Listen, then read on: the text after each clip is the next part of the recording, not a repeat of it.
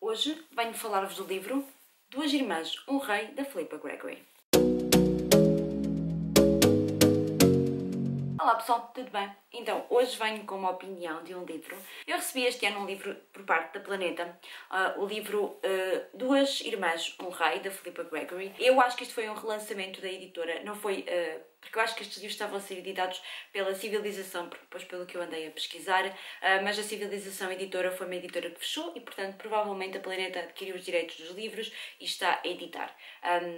Eles enviaram então este livro. Confesso que nunca tinha lido nada desta autora, mas para quem acompanha aqui o canal deve se lembrar, ou não sei se lembra, mas eu já tinha comprado um livro desta autora, não sei se foi o The White Princess ou The White Queen, uma coisa assim, na altura do Awesome Books, que até veio sem jacket, e eu fiz uma jacket na altura até. Foi assim uma história muito engraçada, mas esta autora sempre foi uma autora muito aclamada, aqui também no Booktube e também por parte de quem lê mais romances históricos, e eu confesso que sempre tive muita curiosidade para ler algo da autora, e portanto quando a editora me enviou eu fiquei bastante feliz, porque realmente já tinha aqui um livrinho para ler. Esta capa é maravilhosa, mesmo muito bonita, e eu estava muito curiosa para saber o que é que achar então sobre este livro. E vamos saber um bocadinho mais sobre o que é esta história, o que é que eu achei, e também sobre uma das suas adaptações cinematográficas. Este livro é baseado em factos reais, ou pelo menos aquilo que se conta da altura da corte do rei Henrique VIII, o rei de Inglaterra. Basicamente, o livro começa no ano de 1521 e, portanto, conta-nos a história de duas irmãs que pertenciam à família Bolanha, a Ana e a Maria. E elas são duas irmãs que são enviadas, então, pertencem à família Bolanha e são enviadas, então, bastante novas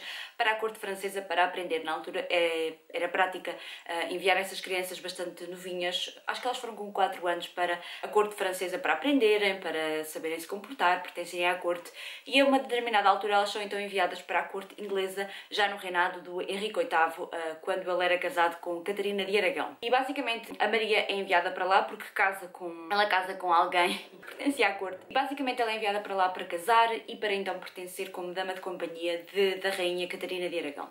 A história começa quando depois também chega à corte inglesa a irmã de Maria Bolanha, Ana Bolanha, ou Polónia, eu nunca sei muito bem dizer o apelido. E basicamente, pouco tempo depois do livro começar, nós começamos a perceber que o rei Henrique VIII tem alguma propensão para a Maria de Bolonha.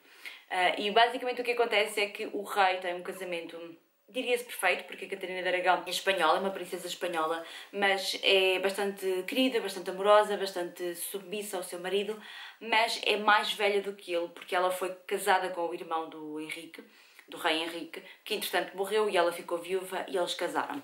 Só que ela é bastante mais velha, nunca lhe conseguiu dar um filho homem, deu-lhe uma filha, mas nunca lhe conseguiu dar um homem, e na altura, e na grande maioria dos reinados, das monarquias, os homens são quem sucedem na linhagem, e na altura também era assim. Portanto, o Henrique queria um filho homem. O que acontece é que, como ele deixa de ter ligação com a sua mulher, ele acaba por começar a piscar o olho a outras mulheres, e a Maria é a primeira. Ela está na corte inglesa com 14 anos e é nessa altura que ele começa então a ter algum interesse nela, e é então quando ela se torna sua amante. E ela torna-se amante durante vários anos, consegue ter 2 filhos dele, tem então a Catarina, que é a primeira filha que lhe nasce, e depois um filho, o Henrique. Só que eles, como ela não é casada com ele, ela é só amante, eles nunca serão considerados herdeiros. Aliás, a história da Maria, pelo que eu depois pesquisei na internet, é talvez a história um pouco mais inventada, porque nunca ninguém conseguiu aferir a 100% se ela foi efetivamente amante dele, se estes 2 filhos existiram. Portanto, eles existem, mas a história dela nunca foi assim muito bem contada na história real para que pudesse então configurar nos livros históricos. O rei acaba então por perder um pouco o interesse na Maria, porque durante as suas gravidezes, como elas não podem estar com ele, não é? Ele acaba por começar a tirar a atenção dela e a começar a entrar com a atenção para o outro. E aqui entra também uma parte muito estratégica do livro, que é a família Bolanha, que olha para isto sempre com um lado muito estratégico para ascender na corte inglesa. Primeiramente, eles tentam empurrar a Maria à força para o rei, e portanto estrategicamente é a pessoa indicada para fazer com que ele tire a cabeça da rainha e mude para outros lados, sempre com o intuito de ganharem terras e prestígio e estatuto, mas depois, quando ela está grávida e não pode estar com ele, eles pedem a Ana para que ela entre em ação e que faça com que o rei não tire as atenções da Maria. E o que ela vai fazer, vai conquistá-lo no seu modo operandis, vamos assim dizer, e acaba então por conquistá-lo. Ele não deixa de imediato de ligar a Maria, mas acaba por se apaixonar por Ana e viverem assim uma história bastante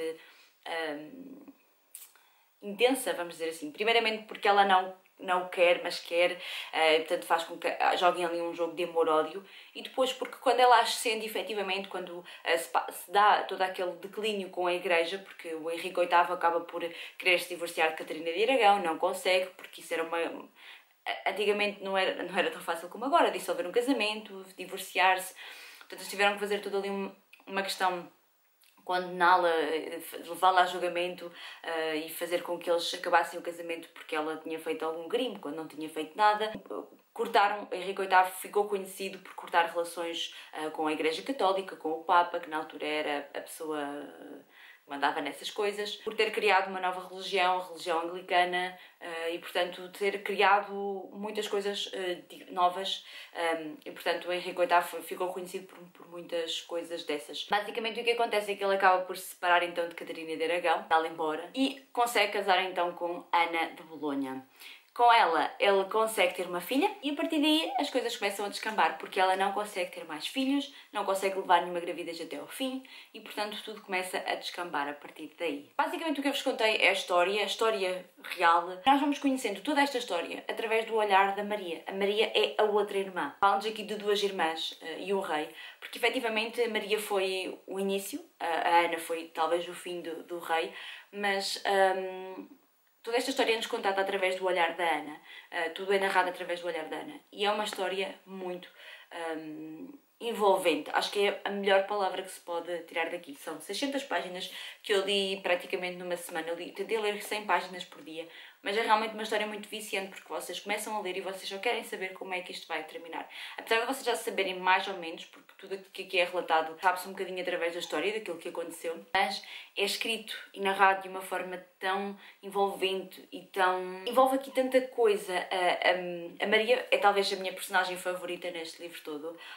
Não sei se teria gostado dela enquanto pessoa na vida real, mas aqui no livro ela tem realmente uma história muito maravilhosa.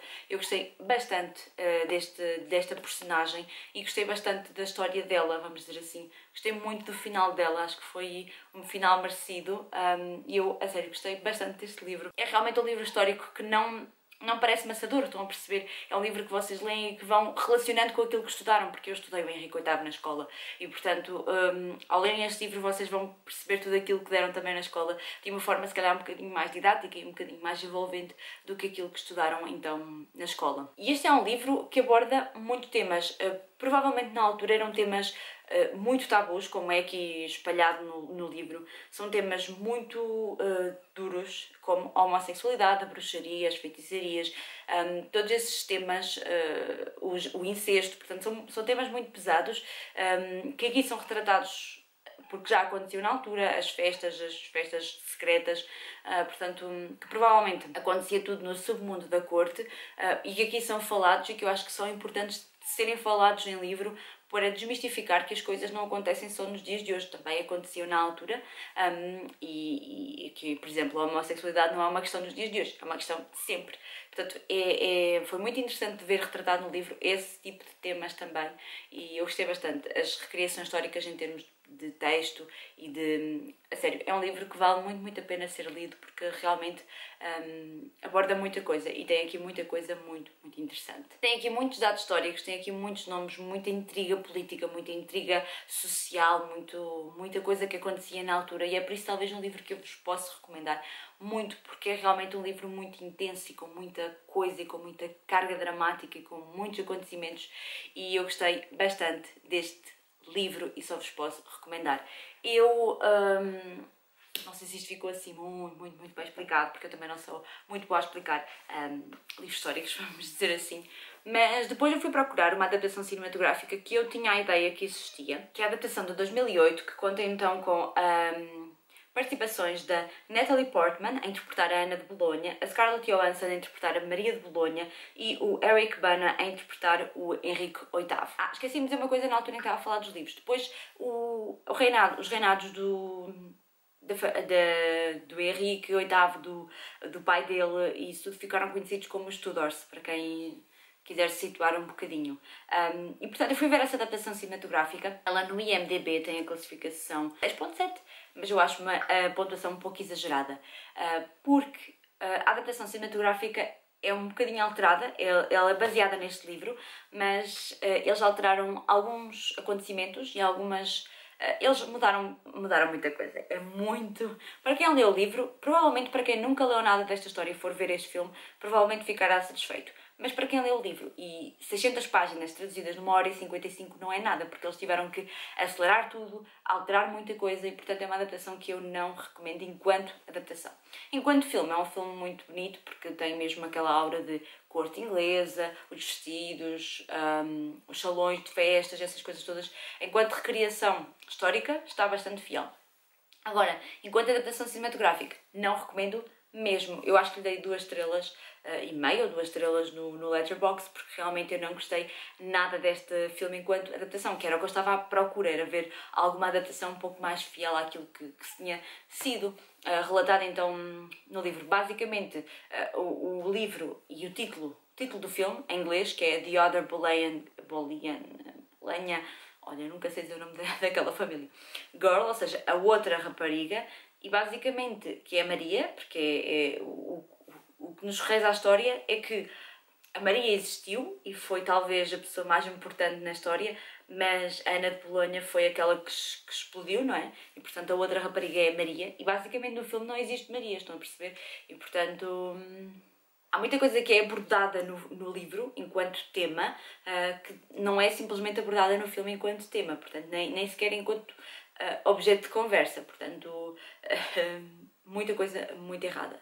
Existe também outra adaptação cinematográfica para a televisão da BBC, que eu não vi, não faço intenções também de ver agora, mas há uma série de televisão que é os Tudors, The Tudors, que é com um dos meus atores favoritos da vida, estou a brincar, que é com um ator que eu gosto muito, e que essa sim eu faço tensões de ver, porque já fazia tensões de ver antes sequer de ler esta história, portanto agora quero mesmo ver a série para perceber se é um pouco mais explorada ou não toda esta temática e como é que eles conseguiram explorar em série esta história. E por isso é isso. Este foi então a minha opinião sobre este livro. Digam-me nos comentários se vocês já leram este livro e se já viram este filme e o que é que acharam. Partilhem tudo comigo nos comentários, que eu vou adorar saber. E é isso. Espero que tenham gostado. Um grande beijinho e vemo-nos então no próximo vídeo. Tchau! You got me singing way, oh, way, oh, oh. You look like a guy who could treat me right.